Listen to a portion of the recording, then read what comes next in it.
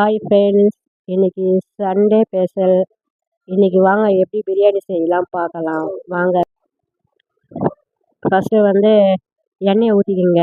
எண்ணெயை ஊற்றிக்கின பிறகு எண்ணெய் காஞ்சிச்சா இல்லையா பார்த்துட்டு இந்த பட்டை, லவங்கம், சோம்பு, இலை, ஸ்டாரு, கல்பாசி எல்லாத்தையும் எடுத்து வச்சுக்கிறோம். எண்ணெய் காஞ்ச பிறகு நம்ம இந்த இருக்கிற பொருளை எடுத்து இந்த பொருளெல்லாம் எடுத்து இப்போ எண்ணெய் சூடாயிடுச்சா இல்லையா பார்த்துட்டு நம்ம அதில் போட்டுடலாம் ஃப்ரெண்ட்ஸ். இதெல்லாம் வந்து போட்ட பிறகு இப்போ நம்ம வந்து இந்த வந்து பொருளெல்லாம் எடுத்து எண்ணெயில் போட்ட பிறகு பொரிஞ்ச பிறகு நம்ம எடுத்து வெங்காயத்தை எடுத்து அதில் நம்ம வந்து போட்டு வதக்கணும். வெங்காயம் போட்ட பிறகு பச்சை மிளகாய் 2 கீரி வச்சுருக்கிறோம். அந்த பச்சை மிளகாவையும் அதில் போட்டு நல்லா வந்து வதக்கணும்.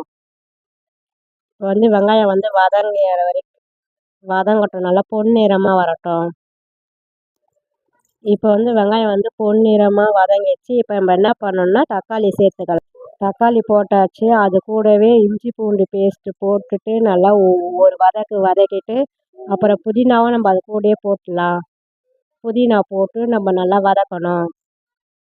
இஞ்சி பூண்டு பேஸ்ட்டு, வெங்காயம், தக்காளி எல்லாத்தையும் போட்டு நம்ம நல்லா வதக்கணும். நல்லா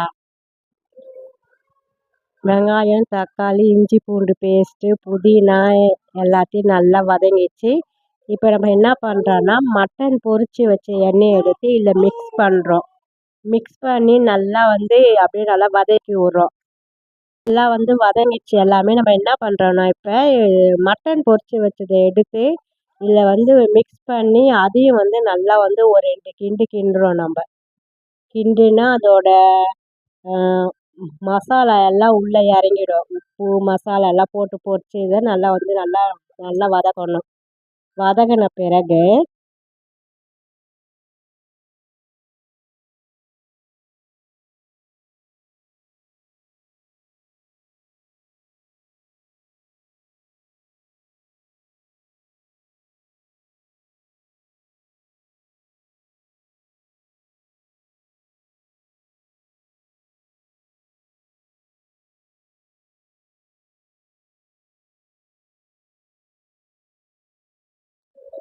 மட்டன் வேக வச்ச தண்ணியை எடுத்து இப்போ நம்ம இதில் மிக்ஸ் பண்ணிக்கிறோம். மிக்ஸ் பண்ணதும் அரிசி வந்து 2 டம்ளர் போட்டேன். இப்போ வந்து நம்ம வந்து 4 டம்ளர் தண்ணி ஊற்றணும். அதில் வந்து மட்டன் வேக வச்ச தண்ணியை ஊற்றிட்டேன். இப்போ நம்ம என்ன பண்ணோன்னா 2 டம்ளர் தண்ணி மட்டும் அதில் ஊற்றினா போதும். ஊற்றிட்டு ஒரு 2 கிளறி அப்படியே வச்சிடணும்.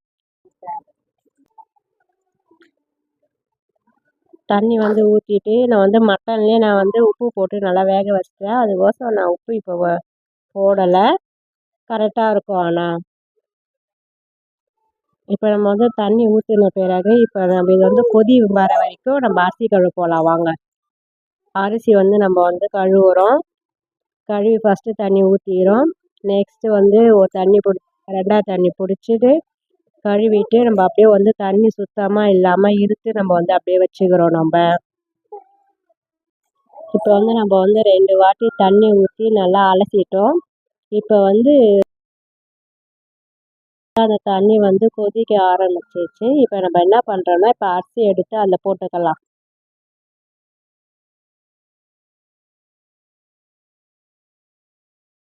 அரிசியை வந்து நம்ம போட்டு முடிச்சிட்டோம். அதில் ஒரு 2 கிளறு மட்டும் நல்லா கிண்டி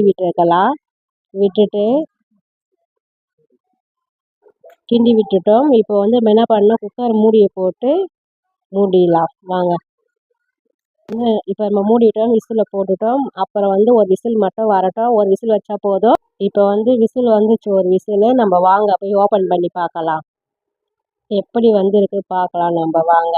சூப்பராக வந்திருக்கு. ஒரு பொட்டு தண்ணி கூட கிடையாது. நல்லா பலன்னு இருக்குது பாருங்கள் நீங்களே ஃப்ரெண்ட்ஸ். பிரியாணி நல்லா டேஸ்ட்டாக பார்க்கவே ஒரு கலர்ஃபுல்லாக இருக்குது. இந்த பிரியாணி நீங்கள் வீட்டில் செஞ்சீங்கன்னா குழந்தைங்க விரும்பி சாப்பிடுவாங்க. இப்போ வாங்க ஃப்ரெண்ட்ஸ், இப்போ நம்ம வந்து அதை டேஸ்ட் பண்ணி பார்க்கலாம். பிரியாணி எப்படி இருக்குன்னு வந்து சாப்பிட போகிறோம். வாங்க எப்படி இருக்கு டேஸ்ட் பார்க்கலாம். சூப்பராக இருக்குங்க பிரியாணி. காரங்கள் எல்லாமே பக்கா கரெக்டாக இருக்குது. இந்த பிரியாணி நான் வந்து செஞ்சதுக்காக சொல்லலை. நீங்கள் வீட்டில் வந்து இதை ட்ரை பண்ணி பார்த்துட்டு எப்படி இருக்குன்னு எனக்கு கமெண்ட்ஸில் இந்த வீடியோ உங்களுக்கு பிடிச்சிருந்தா லைக் பண்ணுங்கள், ஷேர் பண்ணுங்கள், சப்ஸ்கிரைப் பண்ணுங்கள். நெக்ஸ்ட் வீடியோ பார்க்கலாம். பாய்.